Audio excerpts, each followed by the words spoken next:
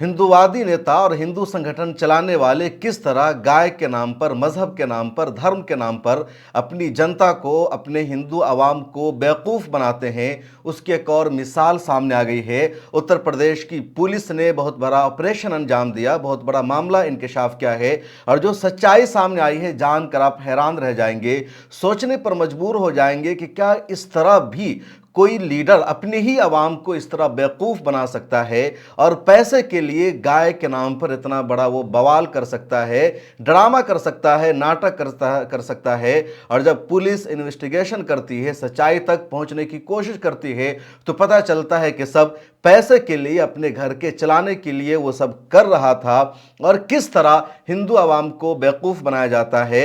अगर आपके दोस्तों में कोई हिंदू है, कोई नॉन मुस्लिम है, तो मेरी आपसे अपील होगी, इस वीडियो का लिंक उनसे ज़रूर शेयर कीजिए और उनको बताइए कि किस तरह उनके जज्बात के साथ खिलवाड़ किया जाता है। मामला है उत्तर प्रदेश के सहारनपुर का। एक शख्स है जो हिंदूवादी संगठन चलाता है और उस शख्स का नाम है विश सिंह कंबोजे। ये अपने आप को विश सिंह चौधरी भी कहता है। इसने एक हिंदू संगठन बना रखी है जिसका नाम है हिंदू युवा योद्धा और इस संगठन के जरिए लगातार ये कभी सड़कों को ब्लॉक करता है, कभी धरना देता है, मुसलमानों पर गौकशी का इल्ज़ाम लगाता है, मुसलमानों के खिलाफ कार्रवाई का मांग करता है और इस तरह इसका ये पेशा है। इसके खिलाफ 7 से ज़्यादा केसेस भी इस पर दर्ज हैं। अब पिछले दिनों की बात है, किसने सहारनपुर में अंबाला हाईवे को बंद कर दिया। वहाँ इसने गाय की हड्डियों को ला करके रख दिया, बल्कि कह लीजिए कि गाय के सर जो कटे हुए होते हैं और 4 कटे हुए सर को इसने अंबाला रोड पर ला करके रख दिया, हाईवे पर रख दिया। अपनी संगठन के लोगों को उसने बुला लिया और अंबाला हाईवे को इसने ब्लॉक कर दिया। इसने नारा लगाया मुसलमानों के खिलाफ, मुसलमानों को लगातार इसने बदनाम करने की कोशिश की और 2 घंटे तक अंबाला हाईवे बंद रहा। पुलिस प्रशासन वहां पर पहुंचती है, इंतजामिया की टीम पहुंचती है, इससे बातचीत की जाती है और कहा जाता है तुम इस रोड को खाली कर दो, हाईवे बंद हो चुका है, 2 घंटे हो चुके हैं, लेकिन ये किसी की सुनने को तैयार नहीं। पुलिस ने जब इसको हटाने की कोशिश की तो इसकी टीम ने पुलिस के साथ हाथापाई की, पुलिस के साथ मारपीट की। जब बाद में पुलिस ने इसको यकीन दहानी कराई कि हर हाल में जिन लोगों ने गौकशी की है, जिन लोगों ने इस तरह की हरकत की है, गाय को काटने का काम किया है और इन हड्डियों को फेंका है, उनके खिलाफ कार्रवाई की जाएगी, उनके खिलाफ एक्शन लिया जाएगा। जब उत्तर प्रदेश की पुलिस ने मुकम्मल तौर पर यकीन दहानी कराई इस शख्स को, तब इसने अपने लोगों को समझाया और रास्ता बहाल हुआ, जाम खत्म हुआ और इसने अपना एहतजाज खत्म कर लिया। लेकिन पुलिस को वहीं पर शक हो गया कि जिस हड्डियों को, जिस कंकाल को इसने जमा किया, यहां पर इकट्ठा किया, जिसको बुनियाद बनाकर ये प्रोटेस्ट कर रहा था, वो हड्डियां ताज़ा नहीं हैं, वो पुरानी हड्डियां हैं। चुनांची पुलिस को उन हड्डियों को देखकर शक हुआ और यहीं पर विश सिंह को पुलिस ने गिरफ्तार करके थाना में बंद कर दिया, लॉकअप में बंद करके। सहारनपुर पुलिस ने इससे पूछताछ किया और जब सहारनपुर पुलिस ने शख्स से पूछताछ किया, मालूमात की सच्चाई जानने की पुलिस ने कोशिश की, तब इसने अंदर की पूरी कहानी बताई और जो इसने कहानी बताई है वो मुकम्मल तौर पर सच है या नहीं, उस हवाले से भी कुछ कहना मुश्किल है। बहरहाल पुलिस की गिरफ्त में जाने से बचने के लिए या अपने आप को बचाने के लिए इसने एक कहानी बताई पुलिस को और उसने कहा मेरा एक दोस्त है पप्पू कुरैशी, उसने मुझे 50,000 रुपया दिया और 50,000 रुपया दे करके उसने मुझे कहा कि तुम हाईवे को जाम करो, वहाँ पर धरना दो और इस धरना का, इस एहतजाज का मकसद है एक मुसलमान को फंसवाना, उसको गिरफ्तार करवाना। अब इसका कहना है कि उसी पप्पू कुरैशी ने उसको 50,000 रुपये भी दिए। इसके अलावा उसी ने गाय की ये जो हड्डियां है, गाय के जो कटे हुए सर है, वो भी उसने ही इंतज़ाम किया, उसने ही ये सब ला करके इस शख्स को दिया और इसकी बुनियाद पर इसने सड़कों पर धरना देना शुरू कर दिया। इसका कहना है कि पप्पू कुरैशी ने इससे कहा था कि तुम जाओ वहाँ धरना दो और जब तुम धरना दोगे, रास्ता बंद हो जाएगा, तब मैं वहाँ आऊँगा और तुमको नाम बताऊँगा कि किसको यहाँ पर मुलजिम ठहराना है, पुलिस को किसका नाम बताना है, किसको गिरफ्तार करवाना है। लेकिन पप्पू कुरैशी वहाँ नहीं आता है, पुलिस उससे पहले पहुँच जाती है, पुलिस उसको गिरफ्तार कर लेती है।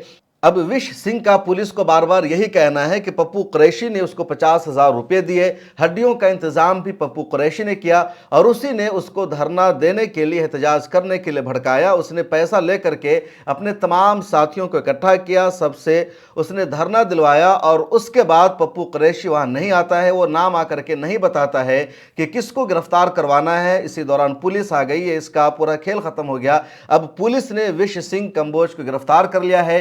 पप्पू कुरैशी को पुलिस तलाश कर रही है कि वो कहां है।